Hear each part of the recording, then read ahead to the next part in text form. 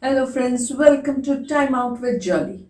My guest today, Miss Yogita Hastak Menon, is a student counselor and has a vast experience in her field. Be it dealing with peer pressure, anxiety, depression, or other children related issues, she loves engaging with children and help them be better understood. She works as a bridge between a parent and child. Today on this platform, she addresses frequently asked questions or concerns of few of the parents.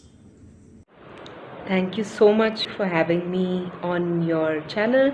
It's a great pleasure, and I hope I do some justice to these questions. I now request my first guest parent, Ms. Sumana, to share her concern with Yogita Madam. Hi, I am Sumana. My 6-year-old child is not interested in online studies. She fails to connect as she has not even met her new class teacher on one-on-one level. As a result, she has lost interest in her studies. Though she is too little, but the education system or the school is not going to hold their pace because she is lagging. What should I do about it? Okay, to start with, hi Shamona. I absolutely resonate with what you're saying. I have an 8-year-old in a very similar situation. I think this year in particular has been very hard for the younger kids, because a lot of their energy comes from the classroom and the connection, like you rightly said, with the class teacher. So I totally get it, and I know that you're one of many who have this problem, which is why I feel like, given that this has been a global pandemic, I would suggest that let's don't worry too much on the gap that might be created, because this time has actually revolutionized education to a large extent. It's changed the way we're looking at education, and I feel like this every school is going to have to consider the fact that it's a different year, and the skills that we are expected to build in a physical school are absolutely impossible to create in a virtual setting, which is why while many businesses have done well in the virtual setting, they have flourished, education has struggled, and it further strengthens the fact that education is something that should happen in a group, and how, especially for younger children. And I also feel like, what you rightly said about, she's very young, but of course you have your goals and dreams for her, and there's no such thing as too young. It's important right now for you. So maybe a couple of things that came to my mind were like, maybe you could help her connect with her teacher, because that's the first point of contact for her for school, right? So just where she could like, maybe you get her to make a card or something for her teacher, like what do you like about her, make that little gesture towards the teacher, and that might help her extend a little bit towards your daughter as well. So just of course maybe you've already tried, but just inform the teacher, let her know that these are the struggles right now. Maybe she has many other kids, and that's rightly so, but maybe that little extra encouragement or support from a teacher can go a long way. So if maybe the first step could be yours, or like from your daughter, maybe it'll lead them to create some sort of bond.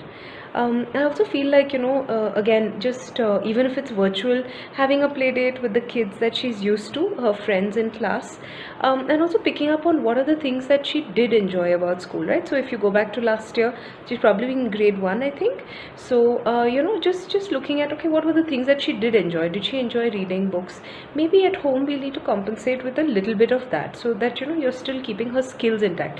At the end of the day, the content will not matter as much as the skills. So the reading, the just being able to remember numbers, or just basic whatever the level of the class is.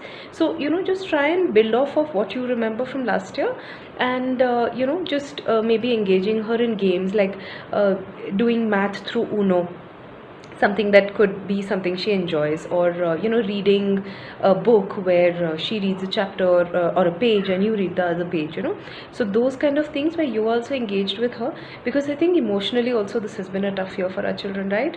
So yeah, I think if we can if it's possible for you to extend yourself that much more, I'm sure you're doing everything you can, and if you're working then it becomes that much harder. But maybe if you can get her back into that, and maybe if she can maybe create a some sort of presentation or just a book reading, and you can request the teacher to show it in class, then that sort of thing can really encourage her, and she might feel motivated to participate again, or just that encouraging words from the teacher or her peers, just praising her work might hook her in a little bit again. And I really feel like next year the schools are going to have to consider that this has been almost a washout year. It's been very difficult for kids to stay focused, so I'm sure they'll make those tweaks, and like what in my school what we do is like a bridge program. Our bridge program, we've already planned to do it like double the amount of time that we would spend on it. So if we spend 2 weeks, we'll now be spending 1 month on it, because that's going to be required. So yeah, a few of these were the thoughts that came to mind. I hope that helps. Thank you so much. That should really help. Now over to my next parent, Miss Bani, for her questions. Hi, I am Bani, a parent of a teenager who is preparing for the competitive exam. So I want to know that how I can help these students, as my kid is also preparing for the competitive exam. So there are many students, those who are preparing for the competitive exam, they are under a lot of pressure. So as a parent, how I can help my daughter in coping up with the stress, peer competition and depression. Thank you. Hi, Bani. Yes, I'm sure that a time like this, when kids are going into college and preparing for competitive exams, it is a stressful time. It's not only stressful for the child, it's also stressful for parents, right? Because you can see the amount of hard work they're putting in, and right, like you rightly said, that you want to be able to do whatever is in your capacity to help her succeed. So I feel like what would be important, like you're saying that I think very high stress, high levels of stress, absolutely, I've seen it in a lot of students, and this year has contributed to a little more of that, where there's not been a balance in their lives. So I feel at this point what maybe would be important for you to highlight to her as a parent is how what is in her control is only to do her best, right? There is only so much, and I'm sure she's already trying, because there's an ambition that she wants to do, whether it is, I'm not sure what she's studying for, but whatever it may be, I'm sure she's trying her best, which is why the stress is high, because you've got more at stake. But just to kind of reiterate and say that yes, what I feel is in your circle of control is the amount of effort you put in and the amount of hard work you put in. Beyond that, it's not going to be easy for us to control anything, right? So whether the exam is tough or someone does better than me, this is not something that I can do anything about. I can only do my bit, right? So just helping her understand that difference would ease out a little bit of pressure, that okay, I have to do my best, and then it's not a do or die situation. Yes, while this might be your first choice, there's lots of colleges, there's lots of professions, and you will, because you're so dedicated, you'll make the most of whatever opportunity you get, right? So this sort of assurance and confidence might make a difference and might help her. I also feel like another thing that we can talk about in children at this time is that academics and studies, it contributes to their self-worth a lot, whether they like it or not, but it does. And so maybe if we can identify the fact that this is a part of you, you have so much more about you that we love and appreciate, and that is also what makes you you, right? Your academics, your ambition, your hard work, all of that is one part of you. So if I think children do very well when they are where the pressure is optimal. If the if it's to a point of pushing them to do their best, that's fantastic. But when it tips over into stress and anxiety, then it's become counterproductive, then it's not helping them. So so it's important for her to identify that for herself, whether she's able to use it to be more productive or it's coming in the way, right? So I think these are few ways that you can have that dialogue with her, help her maybe understand what's going on in her mind, and just give that assurance. Because I see that as much as teenagers act like they don't care, they care very much about what their parents feel, and they want to make them proud. And I think if you can give her that assurance to say that, yes, I know you're trying your best and you're going to try your best, and you just do that much. After that, we'll see what happens, right? I'm with you. If you give that sort of assurance, I feel like she might feel more comfortable in thinking of, okay, I'll do what I can, and the rest we have to, because it's really nothing much more we can do, right? So I think just having that sort of dialogue might help. And being there, of course, I'm sure you're doing that already, but hearing them out, because at anxiety, like this time of stress, they have frequent outbursts, and just helping her articulate her thoughts might be another thing to do. So if she's unnecessarily getting irritated with, say, a sibling or with you, you can say that, what is happening, are you worried about something, if it is, then let me know, I'm here, like that sort of thing. Let them label what's going on with them, because when they get carried away, then it'll be difficult for her to rein back in. So I feel like just helping her understand what exactly is going on with her would also be helpful. I have so much more to say, but I think that's pretty much the first few thoughts that I have. Thanks. I guess assurance is what the children need most from their parents. With this, we come to our last parent. Now I request Miss Llina to share her concern with Yogita ma'am. Hi, this is Llina. I'm a single parent, a mom of a 15-year-old boy. Terrible teens, as they say, they are so defiant, they know it all. In today's day and time, when studies are online and there's so much of educational work which needs internet research, you have to allow them access to the internet. And I see my son completely addicted to this mobile phone, which is the case with most kids these days. I tried counseling him, talking him through it, but nothing's worked really. I'd like to understand, what could I do as a parent to get him off this addiction of a mobile phone? Hi, Lina. Wow, for the number of times I've heard something like that, right?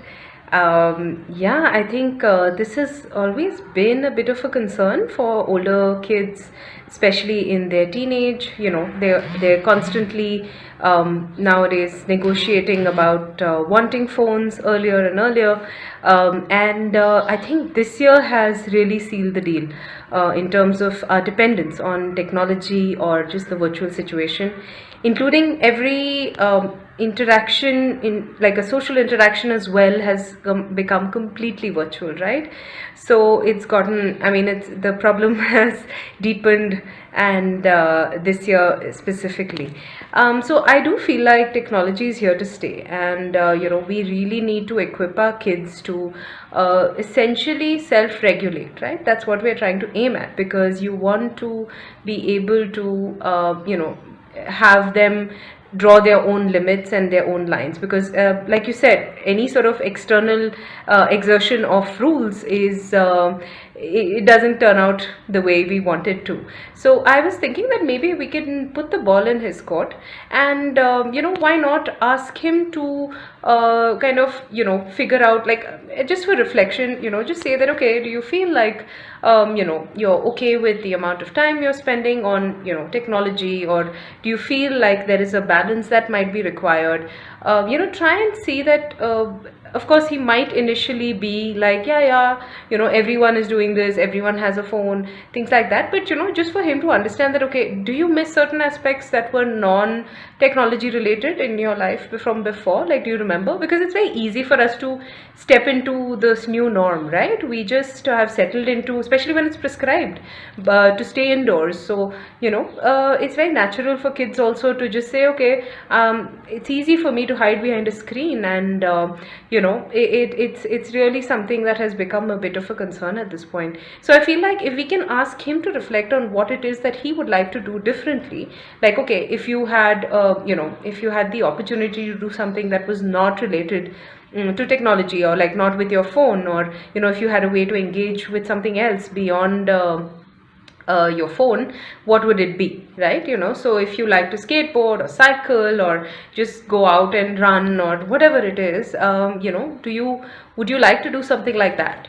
And if you would, then can we chalk that into your schedule? Because let's see how we can spend and how much of our interaction and how much of what we do online can be now done in without that technology, without the phone, without the laptop.